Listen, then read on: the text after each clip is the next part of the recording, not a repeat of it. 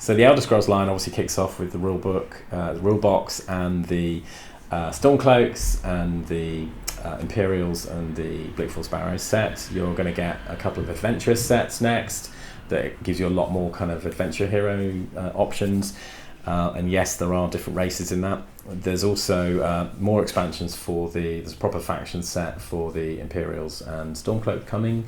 And then that comes with the big Civil War campaign book, which is going to give you a whole, I think it's 12 part, might be longer, campaign to play through on either side. There are then Wave 2, we are, it's called the Steam and Shadow chapter. So as you might guess, Shadow is the Dark Brotherhood. So lots of dudes in cloaks with stabby knives and stuff that are going to be awesome because of course there's a big sneak mechanic in this. You've also then got the Dwemer, so we've got some beautiful sculpts of the various Dwemer defenders and that will come with Dwemer scenery as well.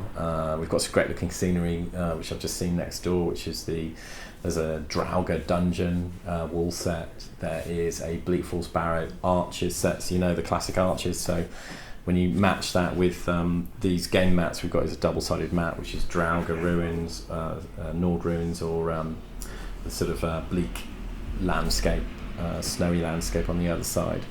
So it's going to be iconic scenery to use for your gaming. We've got lots of scatter scenery and 3D versions of the various objective markers and treasure chests, which look really cool. So like puzzle boxes and the kind of puzzle stones and levers and all kinds of stuff, which look really good. There's a kind of big narrative box set coming, and I tried to create mechanics that would interrupt the normal gameplay, that would stop me just fighting, that would give me reasons to do different things. So when we came to develop Fallout and Elder Scrolls, I really wanted to make sure that we weren't just creating a battle game. I mean, sure, you can play a battle, it's really easy, it's points based, and it's great fun, but I wanted another layer on top of that we could offer people. And so the way, for example, Elder Scrolls has been built is that obviously there's this basic set, and then you can choose either of your faction sets, the Imperials or Stormcloaks, or the Bleakfall Sparrow set, which is the Dragonborn and a bunch of Draugr. And that set alone with the base rule set lets you play solo dungeon delving. And when we say dungeon delve, it could be in a dungeon, it could be in the outdoors, on a mission, sort of solo missions, and you can play a whole series of missions with the Dragonborn, gradually recovering relics and treasures and leveling up and fighting your way through this whole series of stories. And that's all well and good as well, but I've been working on a couple of products, and one in particular is going to be our first big expansion for Elder Scrolls. And we've learned from Fallout as well that people really enjoyed the storytelling on the tabletop. They enjoyed playing characters and seeing how their missions unfolded. So we've got this very exciting product coming for Elder Scrolls in the summer, which sees you save a village from being attacked by bandits. You become embroiled in the future of the village for various reasons, which we can't go into. But it's very much it's a campaign that is tied into a quest that is going to unfold as you go on, just any of the other normal missions, but you're going to be able to rebuild the village. You're going to be going off on another mission, perhaps from our Civil War campaign that's coming out. And when you come off one of those missions, you'll roll a dice and check a table to see whether the village got attacked. And the question is, did you leave anyone there to defend the village?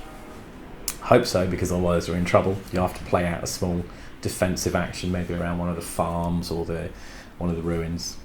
And over the course of what we call various campaign turns, you're going to be rebuilding the village, recruiting more troops, recruiting more heroes, training up your troops to do more interesting stuff, which is going to help you with those campaign actions. So you'll be able to train villagers up to be followers as well, to help in the defense of the village. all the while this is happening, you're discovering more about the area around you. The local Jarl hears about your actions and sends requests, and if you fulfill those requests, that's going to help you. You're going to take on bigger enemies in the local area, threats that keep popping up. Eventually, a long a kind of an ancient evil that affected your family is going to return, and then you're going to have to confront that towards the end of the mission. So it's very much a long quest that is wrapped around a number of missions, and we're building in some interesting mechanics into the storyline. So in one of the stories, for example, there'll be a burning farmstead on the table, and if you go in there, you're going to discover something that's quite it's going to distract you a lot, anger you, and that's going to affect your ability to function as a hero for the rest of that mission, but will lead to greater rewards down the line. So there's all sorts of ways we're trying to bring in the story, so you feel like this quest is yours, you feel like you're part of it, that you can suffer and benefit from it. You're going to discover some sort of secrets all the way through the storyline. So it's not just about playing a battle. We have a lot of flexibility in the system, and we're constantly developing new products that will help you tell stories in different ways. So I hope you'll come along for the experience and try it out. There is a dragon, he's 3D printed, and he looks pretty awesome. Say no more.